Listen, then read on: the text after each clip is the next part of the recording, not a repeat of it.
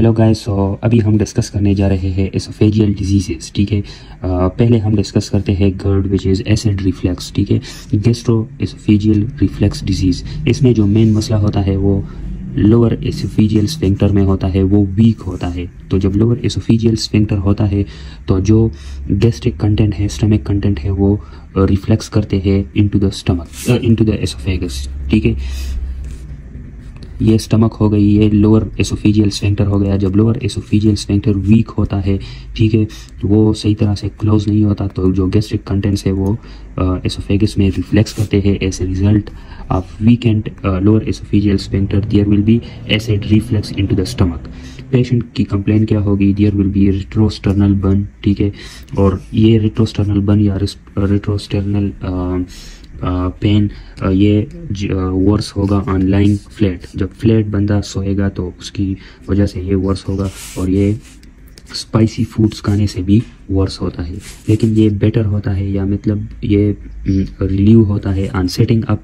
Sitting up पे ये बेहतर होता है, और एंड एसिड लेने से भी ये बेहतर हो जाता है। ठीक है, अब GERD में एक दूसरा कंप्लेन होगा पेशेंट का, जब लॉन्ग लास्टिंग GERD हो, ठीक है, बहुत टाइम से हो, तो इट कैन पेशेंट नॉक्टर्नल कफ की भी कंप्लेन करेगा। क्योंकि रात के वक्त जब बंदा सो जाता है फ्लैट, ठीक है, तो फ्लैट सोने की वजह से क्या होता है, एसिड रिफ्लक्स होती है, और एसिड एसोफेगस से आके एसोफेगस में आके ये लेरिंग्स को भी इरिटेट करता है। जब लेरिंग्स को ये इरिटेट करता है तो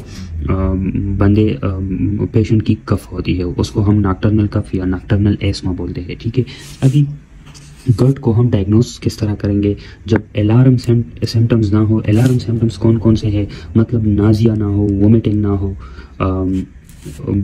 ठीक है, और वेट लॉस ना हो, एनीमिया ना हो। ठीक है, ये अलार्म सिम्टम्स है।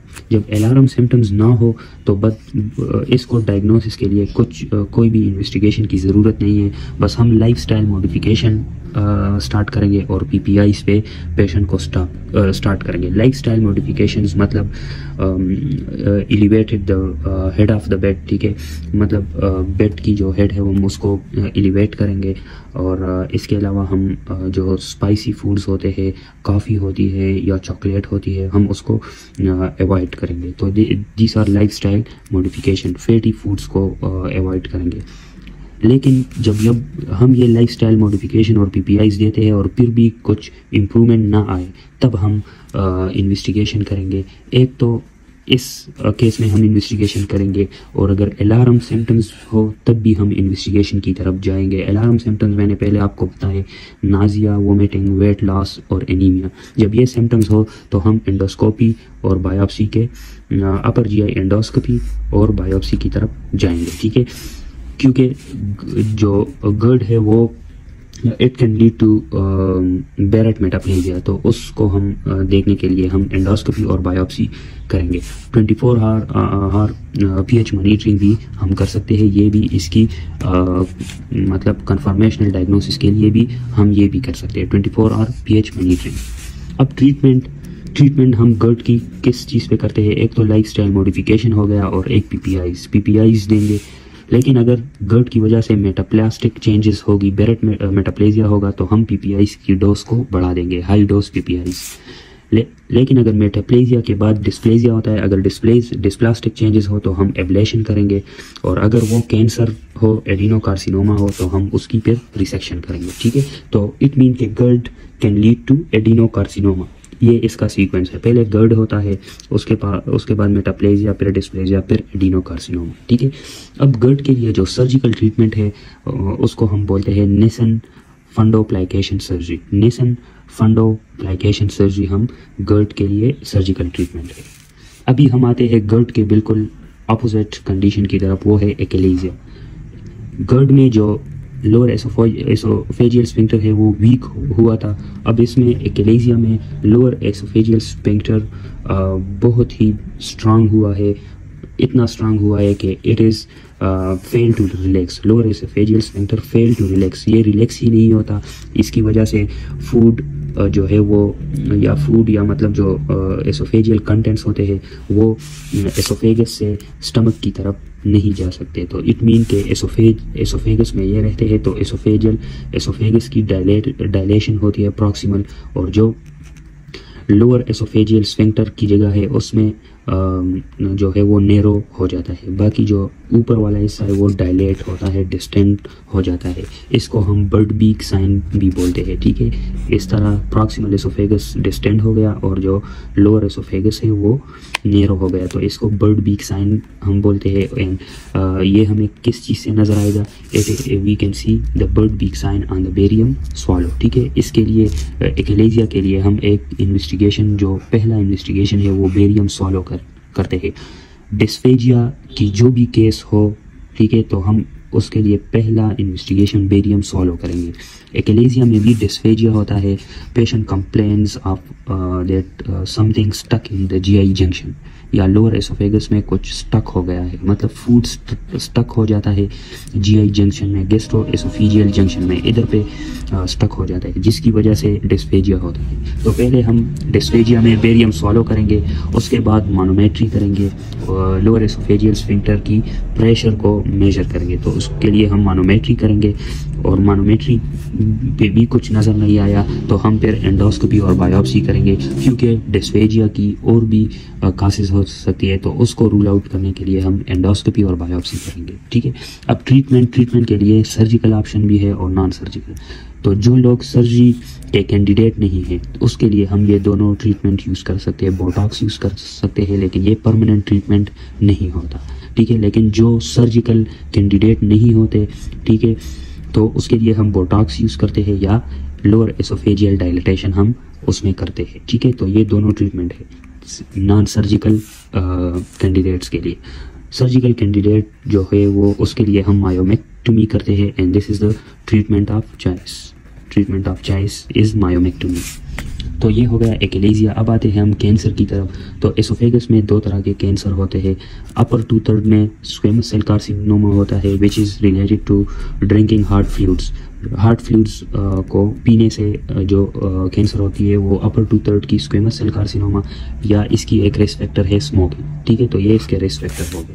लोअर 1/3 में जो कैंसर होती है उसको हम एडिनो कार्सिनोमा बोलते हैं, ठीक है, लोअर 1/3 में, और and it is related to GERD. हमने पहले भी बताया कि GERD can lead to adenocarcinoma. तो ये लोअर 1/3 ऑफ द एसोफेगस में होता है गर्ड, ठीक है। गर्ड होता है पहला, फिर बेरेट मेटाप्लेजिया होता है, उसके बाद dysplasia, and then it can lead to adenocarcinoma, ठीक है।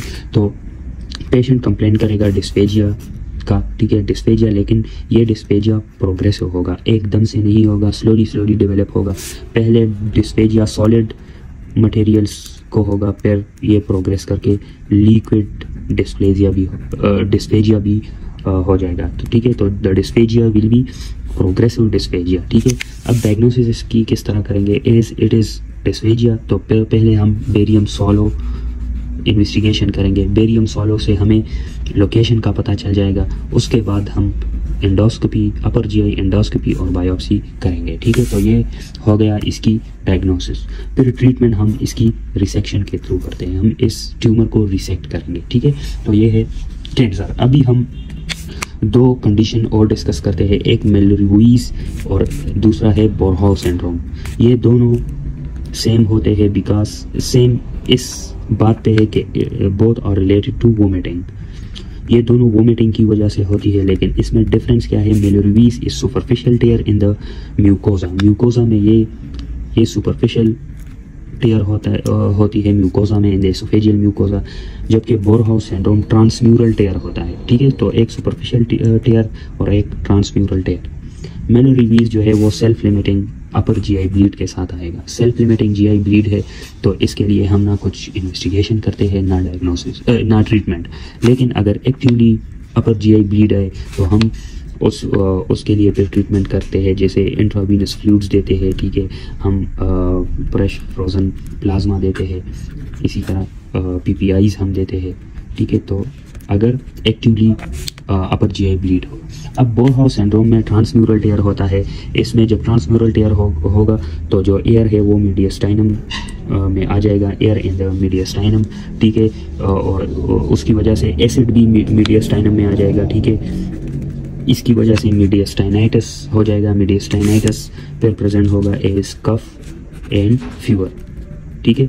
तो ये मीडियस्टाइनाइटिस की हो गई, ठीक है। ये बोरहाउस सिंड्रोम में होता है। अब बोरहाउस सिंड्रोम को हम डायग्नोस किस तरह करेंगे? फर्स्ट जो इन्वेस्टिगेशन करेंगे वो हम गैस्ट्रोग्राफिन स्वालो टेस्ट करेंगे। गैस्ट्रोग्राफिन हम पहले इसलिए करते हैं कि ये जो मीडियस्टाइनम होता है इसके लिए कोई रिस्की नहीं होता, जबकि बेरियम स्वालो जो है वो मीडियस्टाइनल जो स्ट्रक्चर होते हैं उसको डैमेज कर सकते हैं। तो पहले हम गैस्ट्रोग्राफिन स्वालो करते हैं, अगर वो नेगेटिव आ गया, ठीक है, तो फिर हम बेरियम स्वालो करते हैं। बेरियम स्वालो भी नेगेटिव आ गया तो फिर हम उसके बाद लास्ट में एंडोस्कोपी करेंगे, ठीक है। एंडोस्कोपी करेंगे और इसकी ट्रीटमेंट, ये सर्जिकल इमरजेंसी है तो इसकी हम डायरेक्ट सर्जरी करते हैं, ठीक है। तो ये एसोफेजियल डिजीज़ की जो कि सर्जरी पॉइंट ऑफ व्यू से बहुत इंपॉर्टेंट है। Thank you.